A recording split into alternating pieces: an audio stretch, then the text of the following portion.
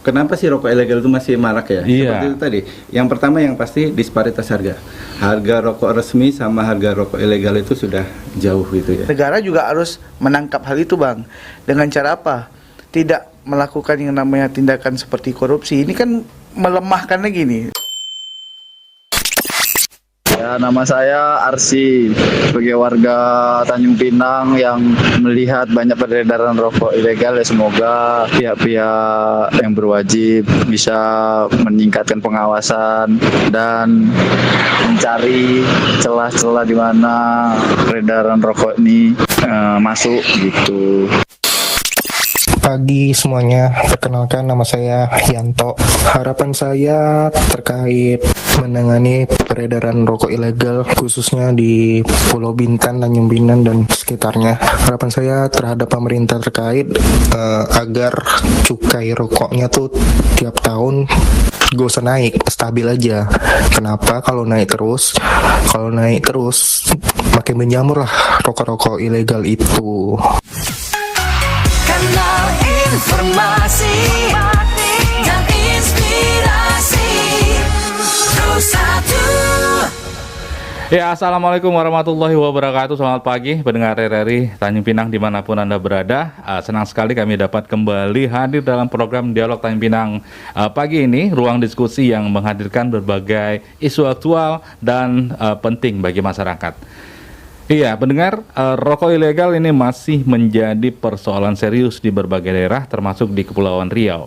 Peredarannya tidak hanya merugikan negara karena menghilangkan potensi penerimaan dari cukai, tetapi juga mengancam kesehatan masyarakat karena produk tersebut tidak melalui pengawasan sesuai ketentuan. Nah, selain itu, bisnis rokok ilegal ini juga menciptakan persaingan usaha yang tidak sehat dan berpotensi berkaitan dengan tindak pidana lainnya. Itulah yang akan kita bahas pagi ini dalam topik Perangi Rokok Ilegal, Lindungi Masyarakat dan Penerimaan Negara. Telah hadir bersama kita pagi hari ini, yang pertama ada Kepala Seksi Penyuluhan dan Layanan Informasi Kantor Bea dan Cukai Tanjung Pinang, ada Bapak Setia Handayana. Selamat pagi. Selamat pagi, Bang. Sehat, Bang? Alhamdulillah. Alhamdulillah, terima kasih sudah menyempatkan waktunya ke RRI pagi hari ini. Berikutnya ada Aibda Andi Yusra ST, PS Kasubnit 1 Idik 3 Satreskrim Polresta Tanjung Pinang. Bang Andi, selamat pagi. Pagi, Pak. Pagi. Sehat kawan ya, Bang? Alhamdulillah sehat. Oke. Yang berikut yang tidak asing lagi nih, pengamat ekonomi dari STIE Pembangunan Tanjung Pinang, Asok Prof. Dr. Satriadi, SAP MSc. Selamat pagi, Bang Sat. Selamat pagi, Bang. Selamat pagi para pendengar RRI Tanjung Pinang semuanya. Oke.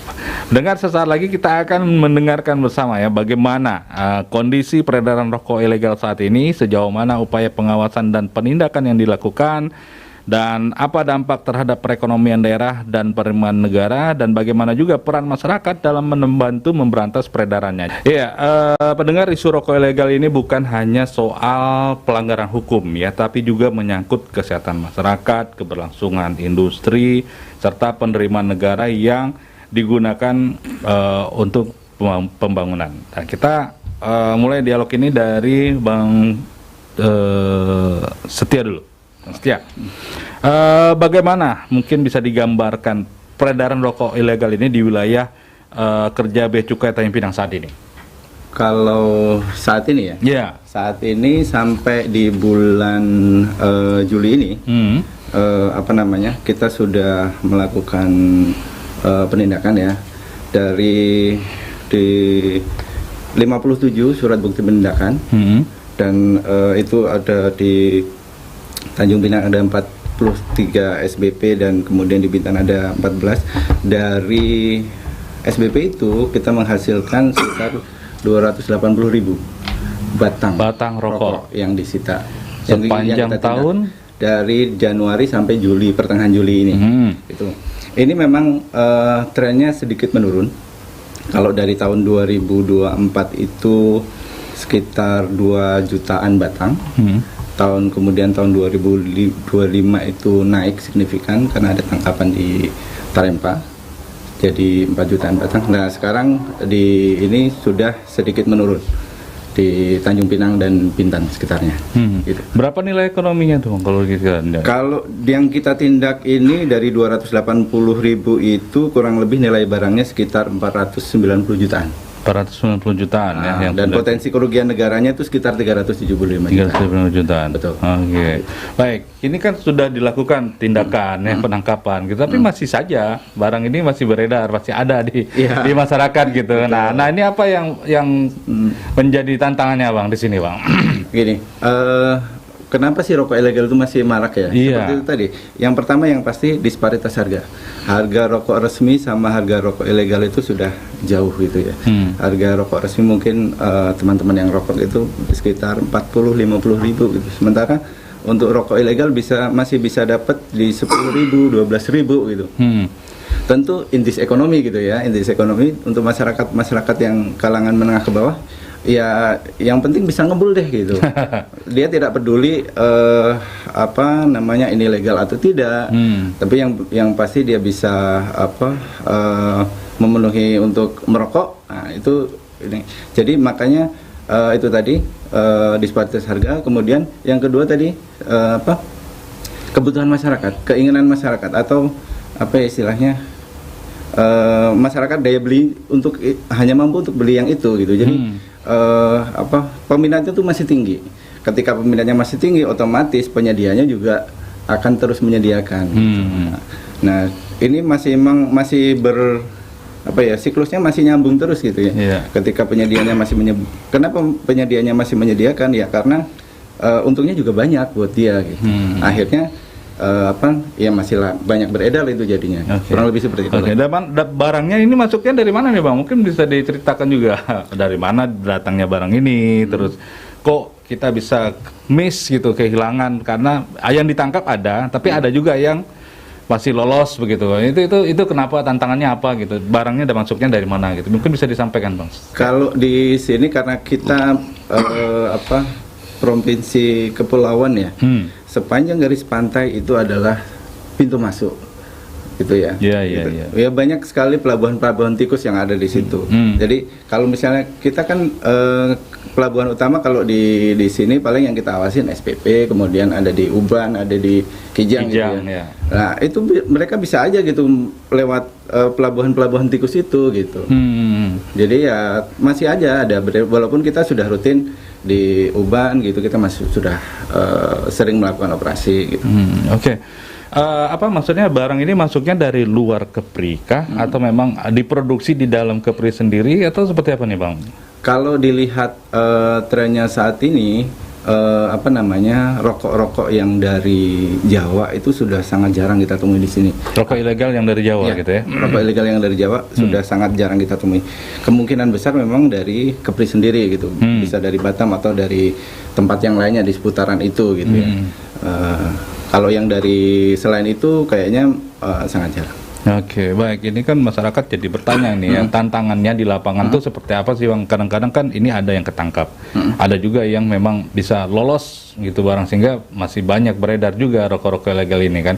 Nah, tantangan di lapangan ini mungkin bisa diceritakan Bang, jadi masyarakat paham gitu, begini loh kerja bea cukai sebenarnya gitu. Jadi kan tidak ada persepsi miring begitu, gimana gitu. Mungkin bisa diceritakan Bang Setia. Baik ini fungsi bea cukai kan banyak sebenarnya, bukan hanya mengawasin peredaran rokok aja. Jadi ada kami juga mengawasi NPP, kami melayani ekspor impor. Jadi memang untuk ini kita ada manajemen resiko gitu ya. Kita lakukan manajemen resiko, walaupun secara rutin kita tetap melakukan operasi pasar. Operasi pasar lah. Operasi pasar ini kadang kan karena kemampuan kemampuan personel juga nggak mencukupi gitu ya. Bayangkan saja dari kita personelnya di Bea Cukai Tanjung Pinang ini ada kurang lebih 100-an orang. Harus mengawasi 5 dari 7 kabupaten kota di Kepri. Selain Batam dan Karimun, selebihnya itu di bawahnya Tanjung Pinang. Bisa dibayangkan itu luas pengawasannya. Nah itu. Kemudian selain itu tadi ada pengawasan terkait dengan ekspor, dengan impor, dengan NPP dan lain sebagainya. Jadi kita tetap menggunakan manajemen resiko. Kemudian kembali ke yang rokok itu, kita operasi pasar nih. Operasi pasar juga karena keterbatasan tempat, kita juga nggak semuanya dioperasi gitu sekaligus.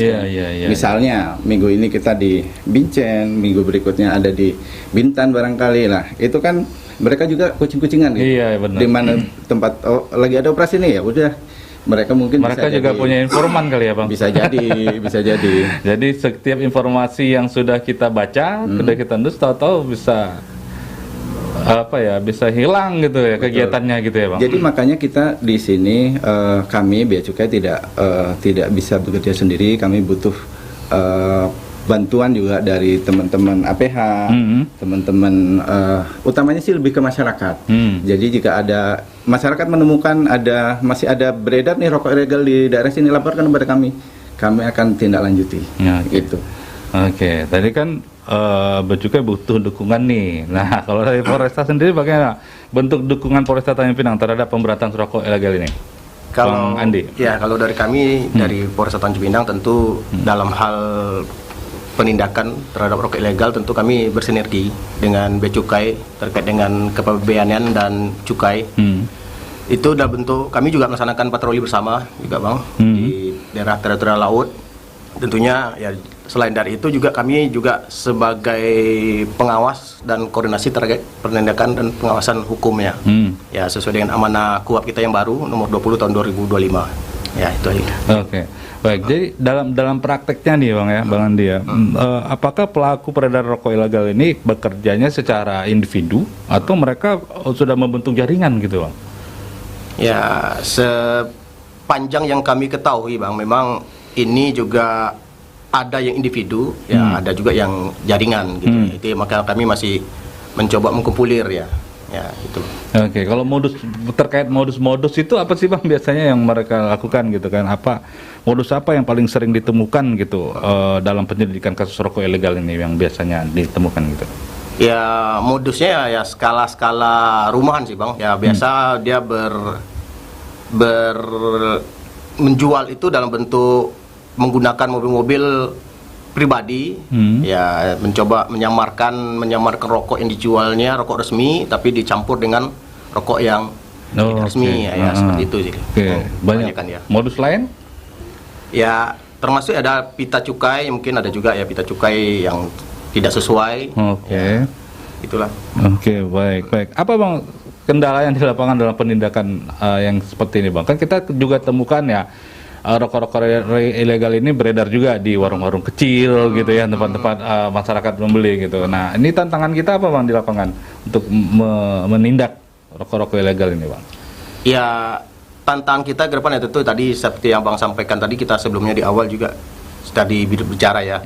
Memang masyarakat kecil ini memang beranggapan karena karena rokok ini murah. Cuman ya bukan berarti ya murah itu bukan berarti legal seperti itu Bang. Ya itu sih kan tantangan kita harus menjelaskan lagi ke masyarakat gitu ya bahwa rokok yang mereka beli ini ya salah sesuai aturan gitu. Ada konsekuensi hukumnya Bang terhadap pengedar gitu kan yang beli, yang menjual dan lain sebagainya, ini ada konsekuensi hukumnya nggak Bang gitu? Ya tentu ada Bang, kita lihat sendiri ya itu di Undang-Undang Cukai itu kan sudah diatur.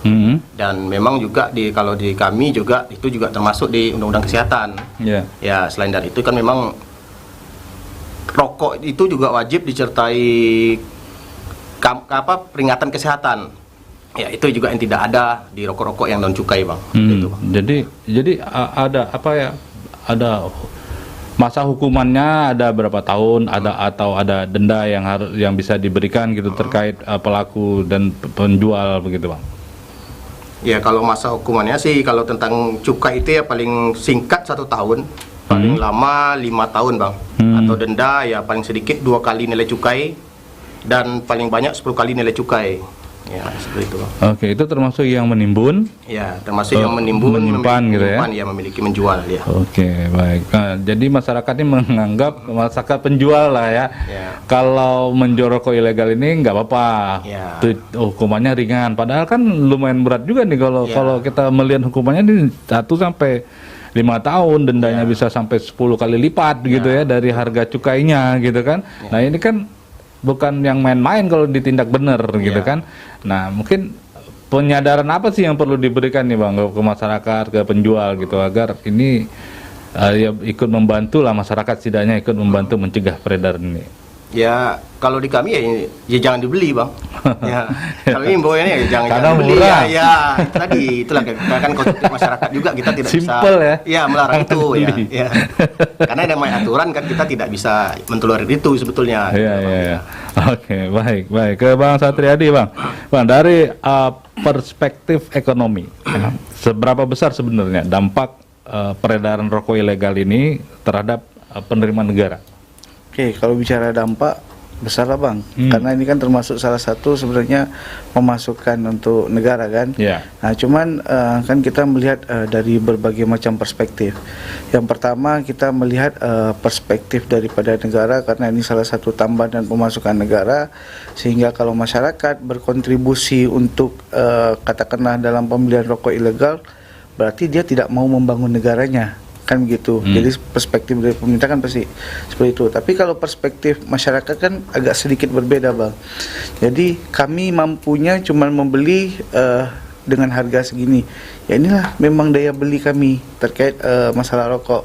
Dan kalau kita melihat dari kacamata orang kesehatan, pasti bilang kenapa merokok, ya kan? Lebih bagus tidak merokok, kan sehat untuk ini kesehatan. Yeah. Nah inilah yang memang harus kita satukan sebenarnya, memberikan pandangan. Kalau kami sih mungkin lebih kepada edukasi kepada masyarakat. Ketika masyarakat tidak mensupport apa yang menjadi salah satu program pemerintah dalam hal ini adalah penindakan rokok ilegal, berarti kita tidak berkontribusi dalam membangun negara. Nah, tuh jadi memberikan penyadaran sih sebenarnya kepada masyarakat kalau kita ingin membangun negara, salah satunya adalah dengan cara membeli rokok yang legal, bukan ilegal. Nah, itu. Yang kedua mungkin memberikan juga pemahaman kepada masyarakat, sedangkan rokok yang legal saja itu secara kesehatannya itu mungkin udah banyak nih yang disampaikan bahwa tidak sehat untuk jantung dan seterusnya, apalagi rokok yang ilegal bang. Nah itu jadi ini yang mungkin menjadi beberapa harapan kami kepada masyarakat juga terkait untuk membangun negara. Nah ini juga negara juga harus menangkap hal itu bang. Dengan cara apa? Tidak melakukan yang namanya tindakan seperti korupsi. Ini kan melemahkan lagi nih jadi ya kami bayar pajak untuk orang-orang korupsi, jadi duit kami diambil sama orang. Nah itu yang menjadi masyarakat nih, daripada bayar orang untuk korupsi mending bayar rokok untuk diri sendiri. Nah ini yang mungkin menjadi dilematis sebenarnya. Benar. Nah inilah yang memang kita pengen memberikan sebenarnya dari pihak pemerintah harus senantiasa memberikan citra positif nih kepada masyarakat nih, agar yang mereka lakukan itu memang dalam koridor yang benar, dan yang masyarakat lakukan ini dalam koridor yang salah dari perspektif hukum. Itu sih bang. Oke, katanya kerugian negara ini bisa sampai triliunan gara-gara rokok ilegal. Bisa bang. Ini. Nah. Jadi kalau memang kalau lihat tren 2 tahun ini, kalau untuk di wilayah Kepri memang trennya agak sedikit menurun bang.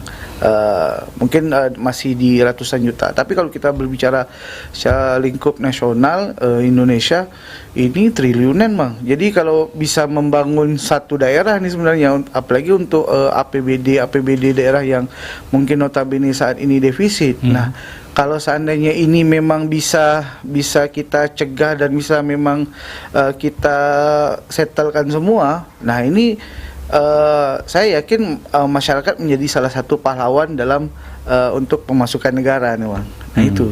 Oke, baik. Mungkin bisa disampaikan Bang Setia, mungkin bisa disampaikan ciri-ciri rokok ilegal itu seperti apa sih? Mungkin secara kasat mata masyarakat udah tahu, tapi ada ciri-ciri lain-lain nggak sih rokok ilegal itu seperti apa gitu? Kalau kita bicara ilegal nggak ilegal itu kan berarti yang nggak resmi lah ya. Iya. Jadi kalau di kita ada paling tidak ada 5 kategori. Yang pertama rokok polos. Rokok polos ini rokok tanpa pita cukai. Ini banyak pita cukai itu yang ada harganya itu kan? Betul, yang ada harganya, ada bentuk dan spesifikasinya sudah ditentukan. Jadi dia kayak semacam materai lah. Iya. Jadi dia bentuknya seperti itu ya. Betul. Dan dia harus rusak ketika dibuka. Karena memang kayak semacam segel jadi gitu. Jadi yang pertama rokok ilegal itu satu rokok polos. Kalau rokok polos tanpa pita cukai itu pasti ilegal. Kemudian yang kedua yang menggunakan pita cukai palsu. Pita cukai palsu mungkin di print sendiri, ditempelin sendiri, terus kemudian di wrap lagi gitu ya. Itu yang kedua, menggunakan pita cukai palsu. Kemudian yang ketiga, menggunakan pita cukai bekas. Masyarakat kita kadang suka pita cukai itu dilepas gitu ya. Terus akhirnya nanti dikumpulin, dibuka dijual, rapi gitu ya. dibuka rapi, dijual lagi gitu. Ini yang ketiga ini menggunakan pita cukai bekas. Kemudian yang keempat ada kalau kita salah peruntukan. Salah peruntukan tuh misalnya gini. Misalnya kan cukai itu kan sudah dibagi-bagi ya. Cukai untuk rokok itu mana sigaret kretek tangan, mana sigaret kretek mesin gitu ya. Karena memang nilai cukainya beda, persentasenya beda. Jadi misalnya SKM yang persentasenya harusnya lebih tinggi, dia pakai menggunakan yang SKT, sigaret kretek tangan. Nah itu nggak bisa juga. Kemudian yang kelima itu adalah salah personalisasi. Jadi di pita cukai itu dia ada perusahaannya. Ada misalnya katakanlah Jarum gitu ya. Ya ini untuk PT Jarum dengan nilai sekian. Nah ini bisa jadi labelnya Jarum, rokoknya Jarum, tapi menggunakan misalnya punya PT Bentul gitu. Nah itu juga nggak bisa, nggak boleh. Jadi ada lima itu yang dikategorikan sebagai rokok ilegal. Ya, kenapa cukai rokok ini sangat penting untuk penerimaan negara, Bang? Nah, yang pasti untuk pembangunan ya, yang pasti harusnya.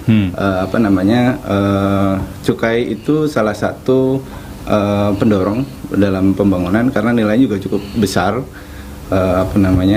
bagi pembangunan. Itu sih. Jadi kalau misalnya ketika misalnya masyarakat membeli yang tadi rokok ilegal, berarti hilanglah sekian ribu potensi untuk menyumbang negara.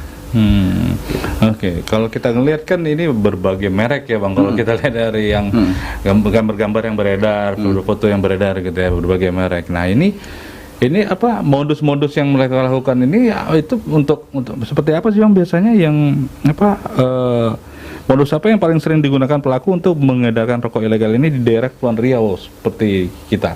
Kalau dari hulunya yang paling banyak beredar di sini kan rokok polos ya. Paling banyak beredar di sini rokok polos. Walaupun ada beberapa yang menggunakan tadi pita cukai bekas atau pita cukai palsu itu cuma sedikit gitu. Nah di sini biasanya mereka menghidden mengangkut itu di mungkin di kardusnya bukan bungkus rokok itu, bisa bungkus misalnya Supermie atau kan Indomie katakanlah, diisi rokok kemudian ditumpuk di tempat yang paling tersembunyi gitu. Jadi bisa juga ditutup sama barang-barang lain gitu ketika pengangkutan. Kapan Bang kalau kita melakukan operasi gitu kan, misal kira-kira ada info setelah mendapatkan informasi kah atau memang ada operasi rutin yang kita lakukan untuk menindak hal-hal seperti ilegal ini? Kita ada operasi rutin. Operasi rutin itu berapa kali operasi gabungan dengan Pomel juga. Misalnya kita jagain di Tanjung Uban barang-barang yang masuk dari Batam, kita lakukan pemeriksaan. Kita kalau misalnya memang ada yang ilegal di situ ya sudah kita langsung tindak di situ. Ada juga yang operasi pasar nih, operasi pasar kita kayak tadi misalnya ke Bincen atau mungkin bisa ke pasar-pasar lainnya gitu. Atau ketika ada informasi di sini ada distributor rokok nih, coba kita datangi. Kalau misalnya memang benar di situ ada ya sudah langsung kita tindak. Kalau misalnya zonk ya nggak ada penindakan gitu. Oke, peran serta masyarakatnya sendiri seperti apa Bang untuk melakukan pelaporan begitu? Apakah cukup proaktif atau memang masyarakat ini agak kita sangat butuhkan informasinya begitu? Apa seperti apa Bang? Bagi kami sangat membutuhkan sekali, sangat membutuhkan sekali peran serta masyarakat karena itu tadi sedikitnya SDM di kami. Jadi dengan tidak bisa menjangkau area Kepri yang begitu luas, kami sangat butuh bantuan dan peran serta masyarakat. Ketika mereka misalnya melihat ada distributor atau ada yang menjual rokok ilegal, kabarin kami. Nanti kami akan teliti tindak lanjuti gitu. Ya, mungkin masyarakat takut, khawatir gitu ya. Kalau mereka melapor, identitasnya disampaikan ke orang, jadi takutnya ada ancaman untuk mereka gitu kan. Itu ada perlindungan juga nggak sih yang kita berikan gitu buat para pelapor barang-barang ilegal ini, khususnya rokok juga? Pastinya. Di kami ada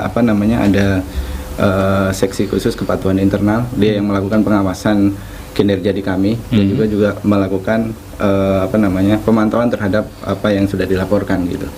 Jadi masyarakat jangan ragu-ragu sebenarnya untuk ketika melaporkan, nanti akan kita tindak lanjuti gitu. Kita juga kan ketika ada informasi nggak serta-merta langsung percaya ya, pasti akan ada penelitian, sama kayak teman-teman di kepolisian juga gitu. Ketika ada informasi tidak langsung dilakukan penindakan, tapi diteliti dulu benar nggak nih informasinya. Kalau memang sudah benar satu katakanlah, ya sudah kita lakukan penindakan. Okay. Ini sebelum kita buka telepon, nanti ini modus yang mereka gunakan itu berubah-ubah apa hanya satu modus itu aja Bang? Setelah kita tahu ya kan, nangkap modusnya yang pertama, apakah mereka merubah modus baru lagi atau apa gitu Bang? Yang menjadi tantangan kita juga di lapangan. Itu juga tantangannya pasti berubah-ubah ketika mereka sudah modus seperti ini udah diketahui nih. Cara kerjanya udah tahu gitu ya. Harus cari modus lain gitu. Jadi biasanya kan kalau penjahat itu bisa satu langkah di depan gitu ya.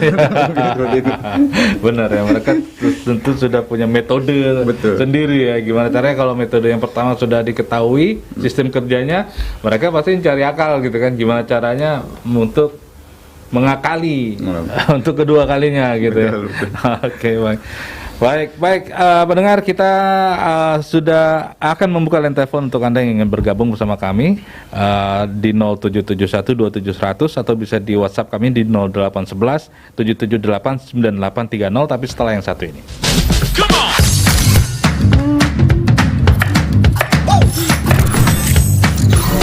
Ini baru enak. Dulu yang selalu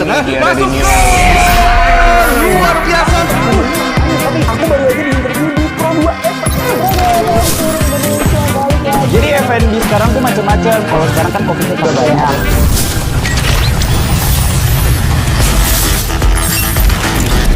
Eits, jangan rebutan. RRI bisa dinikmati dari mana aja dan di mana aja. RRI multiplatform, multi konten.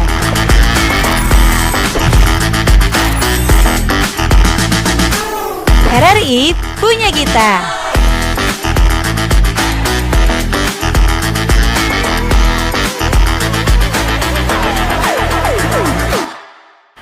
Ya, baik, masih di Dialog Tanjung Pinang Pagi edisi hari ini Selasa 28 Juli 2026. Perangi rokok ilegal, lindungi masyarakat dan penerima negara. Itu topik kita pagi hari ini. Line telepon sudah kita buka buat yang mau bergabung, silakan. Halo, selamat pagi. Selamat pagi, Assalamualaikum Mas Aryo. Ya betul. Iya, benar Pak. Iya Pak narasumber yang berbahagia, Nasrun, Jalan Kota Piring. Baik Pak Nasrun, silakan. Siap, terima kasih. Menarik sekali ya Pak narasumber ya. Rokok ini ibaratkan bangsa Indonesia ini sudah 60% perokok semua Pak narasumber ya. Gitu ceritanya ya. Rokok ilegal ini juga ini jadi bermasalahnya nih di Batam ini. Coba kalau betul-betul jasa kasih pajak betul-betul lah supaya tidak disudutkan sana sini, iya kan? Kasih pajak ya supaya pihak keamanan pun tidak repot, ya negara pun ada pemasukannya macam gudang garam gitu, yang macam mereka di Batam itu mau menapa itu menguntungkan sepihak aja. Nah, di Batam, di Pinang pun juga dibawa ke Pinang kan, jadi tangkap juga di laut, bawa di laut juga banyak kerjaannya nih. Jadi kesimpulannya, jangan kalau itu kasih cukai semuanya lah yang di Batam itu tak berapa supaya rokok ini ya tidak jadi masalah supaya pendapatan negara pun ada juga, semuanya perokok ini mau sehat juga. Ini sudah perokoknya nggak sehat, yang penyalur mohon maaf ya nggak bener nih kaya sendiri. Jadi simpulnya masih rokok ilegal itu kasih pajak semuanya lah supaya nggak menjadi masalah semua. Negara pun untung, masyarakat juga untung juga ada pendapatannya walaupun sehat. walaupun nanti sakit paru-paru jadi rumah sakit. Sementara gitu aja. Gubernur dikasih kasih pajak supaya nggak jadi hal nggak repotnya biaya cukai waterfall kejar tinggal wassalamualaikum warahmatullahi wabarakatuh. Baik, waalaikumsalam Pak Nasrun di Kota Pring. Terima kasih. Di belakangnya Pak Nasrun masih kita tunggu. Halo, selamat pagi. Pagi, Assalamualaikum. Waalaikumsalam. Sama siapa, Pak? Pak Maman di sini Rustami Tanjung Pinang. Oh, silakan Pak Maman. Selamat pagi narasumber semuanya. Pagi. Saya 2 kali, saya mungkin lebih ya, 2 kali atau 3 kali saya pernah naik ferry itu, ferry yang pertama dari Batam. Itu adanya pengapalan barang-barang, saya rasa itu bukan milik penumpang, karena itu ada koper-koper besar, terus ada dus-dus yang besar itu dinaikkan di atas gitu. Oke. Nah, memang pada ferry pertama itu tidak ada petugas kecuali ABK kapal, yang ada porter ya kan. Nah, ini kalau memang benar-benar ada pengawasan, seharusnya kan lewat X-ray, karena X-ray pada pagi pertama itu belum buka. Jadi ini bukan menuduh tidak, tapi kan Batam itu kan daerah free ya kan, daerah bebas pajak, karena pasti mulainya dari situ. Nah, apakah yang ini sengaja pembiaran atau tidak ada pengawasan atau bagaimana? Karena cukup banyak loh barang-barang yang pernah saya lihat itu, karena kopernya gede-gede gitu. Isinya apa? Baik. Itu yang muat ABK kapal dan yang membawa porter. Dan ini harusnya kalau memang betul-betul Bea Cukai melakukan pengawasan, harusnya di situ ada bea cukai. Karena itu tidak ada. Nah, ini informasi yang saya semoga dapat ditindaklanjuti. Terima kasih. Assalamualaikum warahmatullahi wabarakatuh. Waalaikumsalam warahmatullahi wabarakatuh. Masih ada penelpon? Halo, selamat pagi. Halo, selamat pagi. Assalamualaikum. Waalaikumsalam. Sama siapa, Pak? Dengan Leman di Lampung. Pak Leman di Lampung. Oh, lumayan jauh. Silakan Pak Leman. Selamat pagi, Bang, dan juga selamat pagi untuk bapak-bapak nasumnya semuanya. Iya. Di Lampung ada juga rokok ilegal, Pak Leman? Oh, banyak, Bang. Bukan banyak lagi, banyak. Banyak itu, banget. Iya, yang keliling-keliling agen kecil biasanya yang pakai kendaraan 2 itu. Oke, silakan Pak Leman. Gini pertanyaan itu, yang membedakan rokok ilegal itu bahan bakunya itu gimana itu ya? Yang ilegal dengan yang legal dan bukan yang legal dan ilegal gitu. Begini Bang ya, kalau saya itu nggak bisa membedakan itu. Tapi ada yang bilang itu kayak yang ilegal itu memakai daun talas, karena begitu. Nah, kalau saya amati di Lampung ini kan, atau di Jakarta benar juga, itu pedagang kaki lima itu dia menjual rokok ilegal semua gitu, pakai kotak gitu kan. Setiap malam gitu di pinggir jalan gitu. Itu apa? Dan juga konsumennya juga banyak gitu. Bahkan melebihi yang legal gitu konsumennya itu saja. Baik. Terima kasih, selamat pagi, wassalamualaikum. Waalaikumsalam warahmatullahi wabarakatuh. Nanti kita jawab. Baik, saya ada penelpon? Masih belum ada? Sudah ada. Halo, selamat pagi. Selamat pagi, Mas. Selamat pagi. Sama siapa, Ibu? Bu Erna di kilometer 5 bawah, Mas. Oke, Bu Erna. Silakan Bu Erna. Ya, selamat pagi. Assalamualaikum Bapak-bapak narasumber. Memang kalau dalam keadaan seperti ini nih, kita nih banyak meruginya. Rokok kita itu dipajak, harganya mahal. Sedangkan rokok dari luar ini, nggak tahu dari luar dari mana. Pak, di Batam tuh ada pabriknya, Bapak Ber. Sehingga harganya kok bisa murah seperti itu. Jadi masyarakat sekarang ini dia nggak butuh harga yang apa namanya nih untuk kesehatannya, tapi dia butuh harga yang murah, gampang dibeli seperti itu. Sedangkan rokok-rokok kita ini kan harganya sekitar 25, 30, 35, ada yang seperti itu kan. Jadi dari mana ini letaknya keadilan bagi pemerintah ini?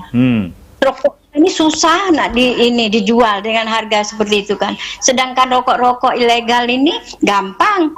Sekarang bisa dibeli atau dijual dengan harga murah seperti itu.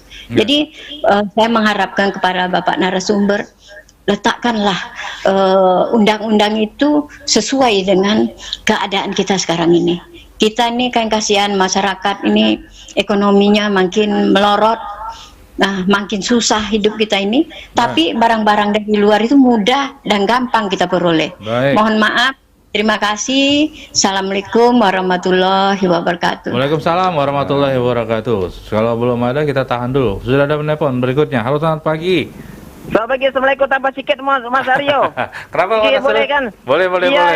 Oleh. Ini dulu. Ya, ini Pak cukai ini. Karena sembako ini minyak ini kadang-kadang ya kita ke Pinang ini kan bukanlah jauh-jauh. Pinang Batam ini kan janganlah kasih cukai-cukai gitu. Wah, Pinang Batam ini ya, itu kok di cukai-cukai janganlah lori-lori di periksa ini barang sembako bawang dipisah-pisah macam ada narkobanya aja. Mohon maaf Pak cukai. Baik Pak Nasrul. Jauh di keringanan lah sembako dari Batam ke Pinang. Untuk keperluan masyarakat Pinang supaya merasakan juga seperti di Batam. Wassalamualaikum warahmatullahi wabarakatuh. Waalaikumsalam. Itu nanti terakhir dijawabnya ya. Kita jawab yang bersinggungan dulu dengan topik kita pagi hari. Tapi ini penting juga biar masyarakat tahu.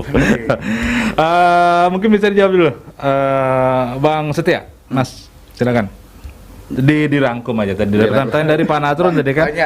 Kenapa ada rokok ilegal begitu dari Pak Nasrul? Ini ada kegiatan-kegiatan yang mencurigakan, pengawasan yang masih kurang masif nih di pelabuhan-pelabuhan tadi seperti pemasukan barang di kapal-kapal yang tidak ada petugas di situ yang melakukan pengawasan. Terus ada lagi dari Paleman di Lampung, bahan baku barang ilegal ini apa ya komposisinya gitu ya, sehingga ini benar-benar baik untuk kesehatan atau tidak ya?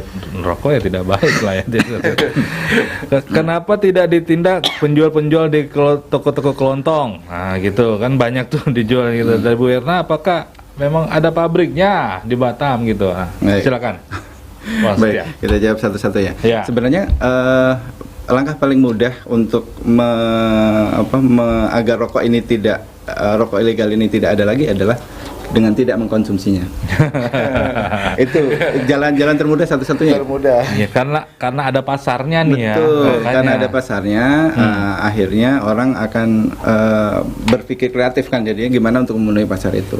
Makanya akhirnya ada rokok ilegal. Tapi balik lagi ke ekonomi lah ya, pengaruh ekonomi ya, karena kondisi ekonomi orang pengen ngerokok, rokok yang legal harganya sudah di atas 30.000 atau nggak tahu lah ya.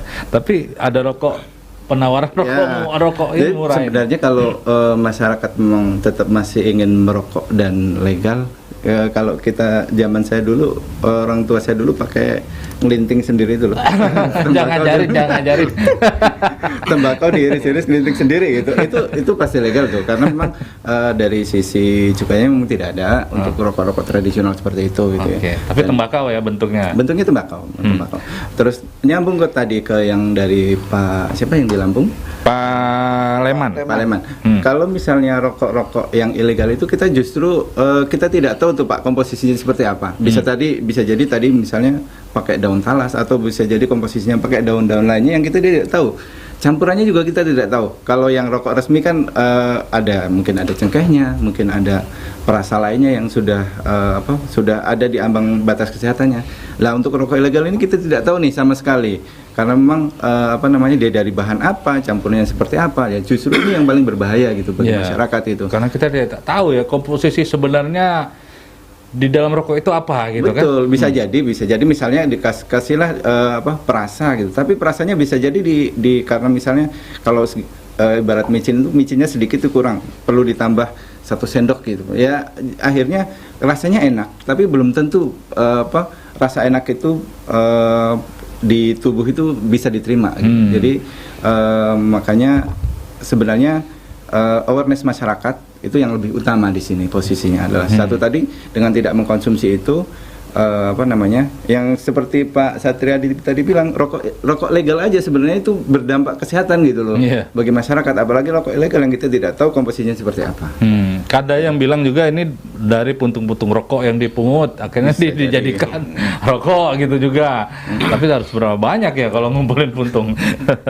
Terus dari Pak Maman tadi ya, kegiatan yang mencurigakan tapi tidak ada pengawasan dilakukan oleh petugas di situ. Bapak nanti boleh dilaporkan ke kami atau dilaporkan karena ini kan sebenarnya. Nah ini perlu peran masyarakat nih ya. Betul. Di sini ya.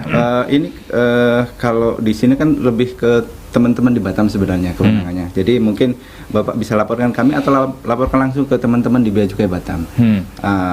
Bisa ke mereka, bisa bilang, Pak, ini di ferry pertama kalau misalnya tadi ada bukti foto atau ada bukti ini, ferry pertama ada pemuatan sekian, ada seperti ini. Nah, nanti teman-teman Batam akan yang menindaklanjuti seperti itu. Oke, terus ada siapa lagi ini?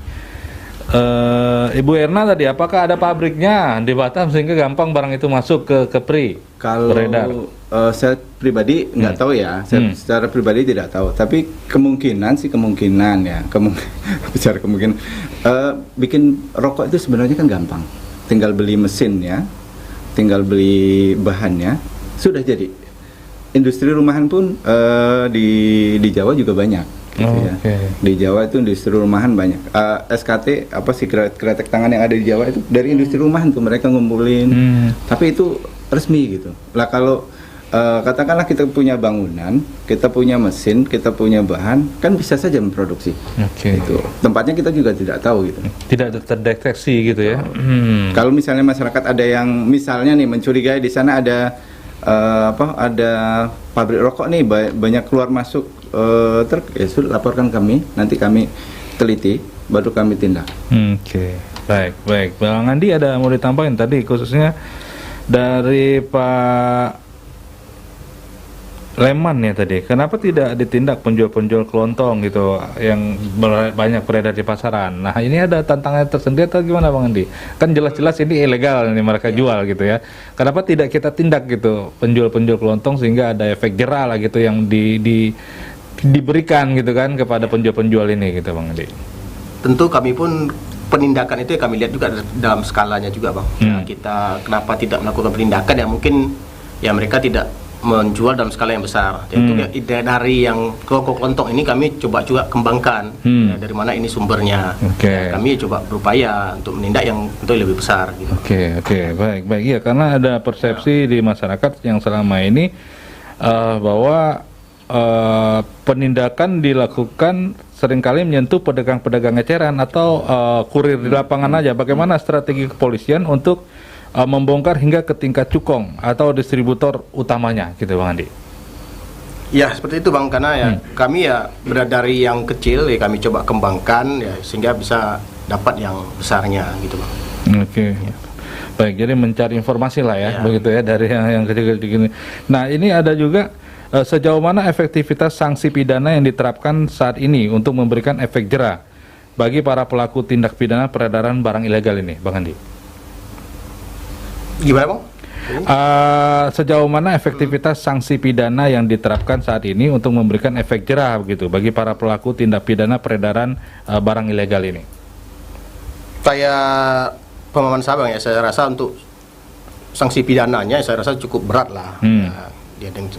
Dan kita rasa pun juga berdampak juga ke masyarakatnya. Sudah ada Bang sanksi pidana yang kita berikan terhadap penjual-penjual ini? Sampai saat ini belum Bang. Belum ada ya. Kita melihat ini. Izin menambahin. Jadi di bidang cukai ini di UHPP harmonisasi beberapa kebijakan itu sanksi pidana itu langkah terakhir. Jadi ada istilahnya ultimum remedium. Jadi ketika misalnya kita tangkap gitu ya, kita sidik, harus ditawarkan dulu dia mau bayar sanksi administrasinya atau diteruskan ke pidana. Kalau misalnya dia mau bayar administrasinya ya sudah selesai. Itu. Ini khusus cukai ya. Kalau misalnya mau teruskan nih ke sanksi pidananya, kita lakukan disidik lagi. Begitu selesai penyidikan masih ditawarin lagi mau diselesaikan secara administratif atau tidak. Jadi memang benar-benar benar-benar sanksi pidana itu adalah tindakan terakhir. Berarti ini itu untuk yang cukongnya atau pelaku-pelaku di lapangan, penjual, pengecer begitu? Ini yang kita tangkap, tapi memang ini sih dilema memang kalau misalnya selama operasi pasar itu memang yang itu tadi yang akhirnya yang dikeluhkan adalah masyarakat kecil itu ya. Untuk masyarakat kecil itu ketika operasi pasar ya akhirnya kita cuman memberikan edukasi gitu ya. Jangan sampai menjual lagi. Kalaupun ketangkap ya sudah akhirnya kita proses. Tapi kalau untuk yang besar-besar distributor dan lain sebagainya sudah ada seperti itu. Di kita sendiri UR itu sudah ada memang ini kan. Oke, baik. Bang Sardedi, apa yang mau ditambahin dari penelpon kita tadi? Silakan. Baik. Jadi sebenarnya kalau di masyarakat, saya balik mungkin ke moral hazard nih Bang. Jadi melanggar itu lebih menguntungkan, kan secara perspektif ya.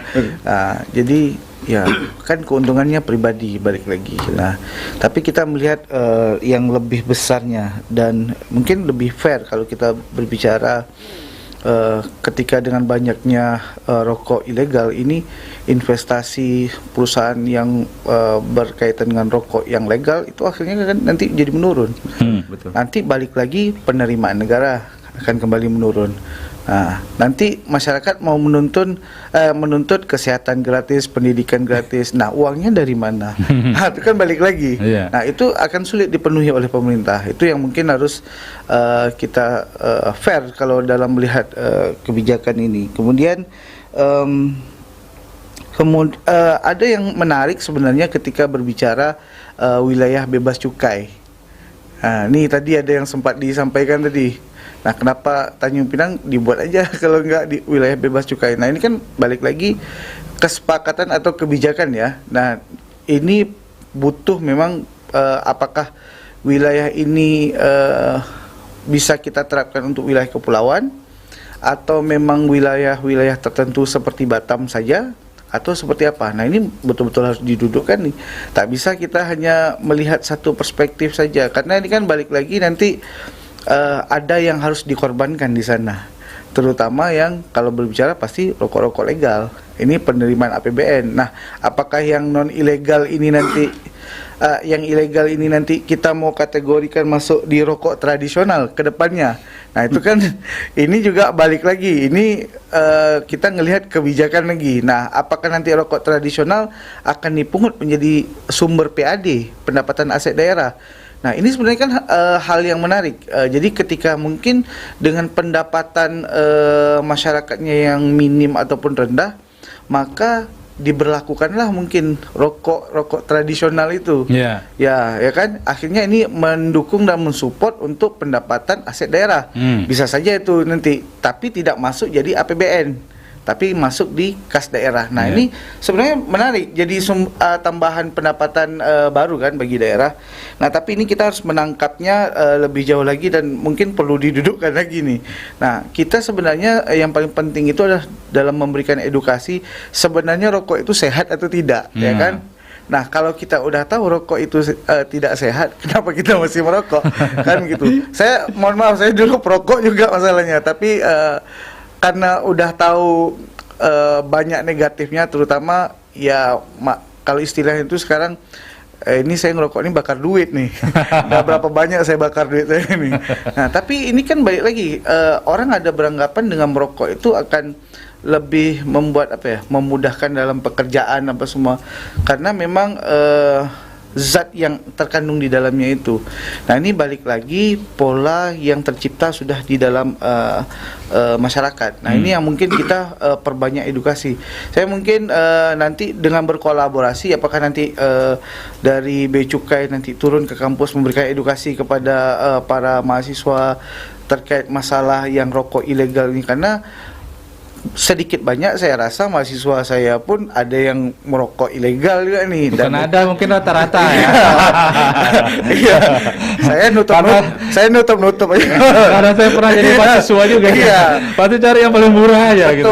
Apalagi anak kosan, Bang. Nah, itu. Jadi ini juga butuh diberikan edukasi, ya kan? Yeah.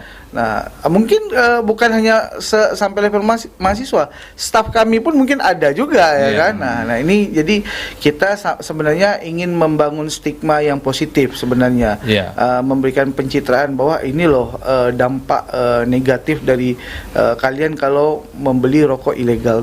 Nah, kalau kita lihat yang peredarannya begitu masif, betul, pasti penggunanya tidak main-main gitu kan, pasti lah, karena mereka mengelakkan rokok yang mahal-mahal ini tadi kan. Maka rokok-rokok hadirlah rokok murah ini. Apakah kebijakan kenaikan tarif cukai ini berpengaruh terhadap tingginya harga beredarnya banyak rokok ilegal ini? Ini juga kalau berbicara naik tarif cukai nanti sampai Pak Setia nih. Tapi kalau saya berpandangan dari pengamat ekonomi, kalau kita melihat ya dengan adanya kenaikan kan sebenarnya kita ingin mengurangi masyarakat itu untuk merokok. Nah itu sebenarnya dampak positif daripada adanya cukai ini. Tapi kadang-kadang kan balik lagi, ini yang merokok ini sebenarnya berapa banyak sih persentasenya di masyarakat Indonesia? Kalau masih banyak, nah ini yang kita agak sulit dalam melakukan penindakan, karena ini saya mohon maaf, orang yang merokok sekarang itu sekarang udah beralih misalkan yang kayak Gen Z ke vape ya kan, tapi kan pada dasarnya itu kan sama-sama merusak kesehatan juga. Nah ini kan butuh yang namanya edukasi lagi. Nah masif apapun yang sudah dilakukan, kalau memang di dalam kesadaran diri masyarakat memang belum terbentuk pola bahwa hidup sehat itu tanpa rokok, hidup sehat itu tanpa vape, nah itu juga akan sulit juga akan kita menciptakan lingkungan yang bersih ini. Nah tambah lagi nongol lagi rokok-rokok ilegal yang harganya lebih murah. Belum lagi ini. Nanti ya ibarat itu negara bisa apa tanpa kami yang merokok, ya kan? Itu kan selalu seperti itu. Kami ini salah satu penyumbang terbesar loh untuk negara. Ya udah. Nah ini yang mungkin harus jadi agak sulit ya, stigma yang seperti ini. Nah ini yang mungkin butuh kita dudukkan sebenarnya supaya menciptakan yang mana lebih banyak positifnya ketimbang negatifnya. Apa yang kita kejar Bang sebenarnya Bang dari penindakan rokok-rokok ilegal ini? Karena cukainya kah atau karena kesehatan, mempengaruhi kesehatan ke masyarakatnya, atau apa Bang? Sehingga ini benar-benar jadi fokus concern kita ini untuk mencegah rokok-rokok ilegal ini peredarannya. Kalau bea cukai sendiri ya, karena amanatnya seperti itu ya. Salah satu amanat yang kita emban adalah ada menjaga kesehatan, penerimaan, kemudian ada membatasi itu tadi konsumsi. Ya, memang fungsinya cukai adalah itu tadi membatasi karena efek-efek dampak yang timbul akibatnya itu tadi, makanya dikenakanlah cukai, itu salah satunya. Jadi memang tugasnya bea cukai selain itu tadi, secara umum selain kita melakukan terhadap masyarakat, pelindungan terhadap masyarakat, juga mengamankan penerimaan negara dari unsur-unsur yang sudah ditetapkan tadi di cukai. Oke. Baik, tadi dari tambahan dari Pak Nasrul sedikit mungkin bisa dijawab ya. Kenapa sih minyak, sembako banyak dicukai, jadi harganya jadi naik, bawa lorinya diperiksa gitu barangnya. Itu kenapa Bang? Jadi sebenarnya ini agak melebar nih jadinya. Sedikit aja daripada Pak Natun penasaran.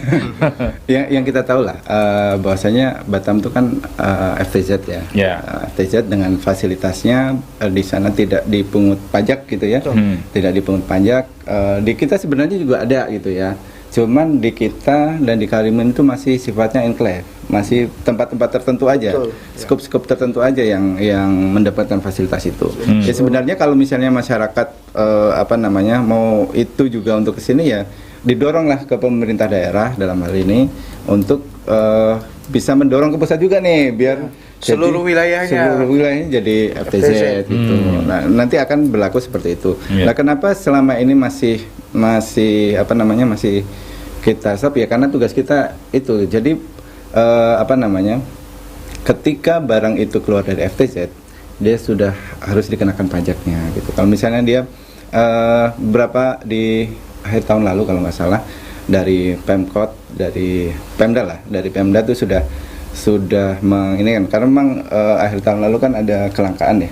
Akhirnya kita kerjasama juga dengan koordinasi dengan Batam,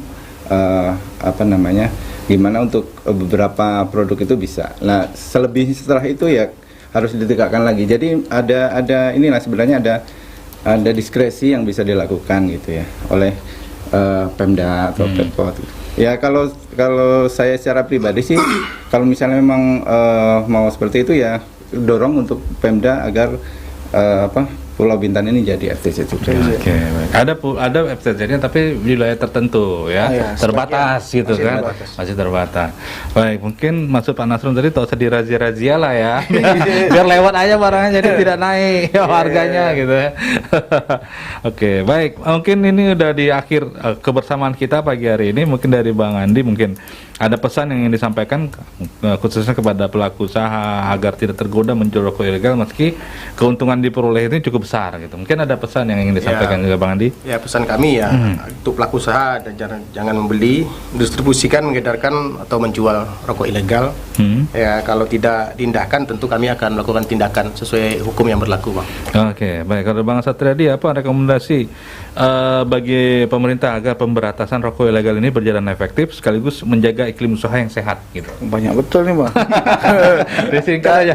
Closing kalau bagi closing saya, aja. Closing saya. Jadi buat saya yang paling penting dari poin dalam memerangi rokok ilegal ini adalah ini bukan hanya semata-mata tugas Bea Cukai, tugas kepolisian, tapi ini merupakan gerakan kita bersama masyarakat dalam rangka untuk penindakan rokok ilegal ini, sehingga apapun yang nanti kita lakukan itu adalah untuk kepentingan bangsa dan negara kita. Oke, baik. Dari Bea Cukai ini, apa pesan Bea Cukai kepada masyarakat agar tidak menjadi bagian dari rantai peredaran rokok ilegal ini?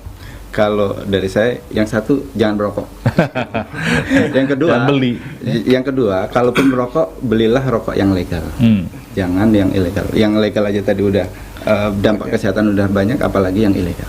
Kemudian yang ketiga, jika masyarakat menemukan atau mendapati informasi terkait penjualan rokok ilegal, sampaikan kepada kami.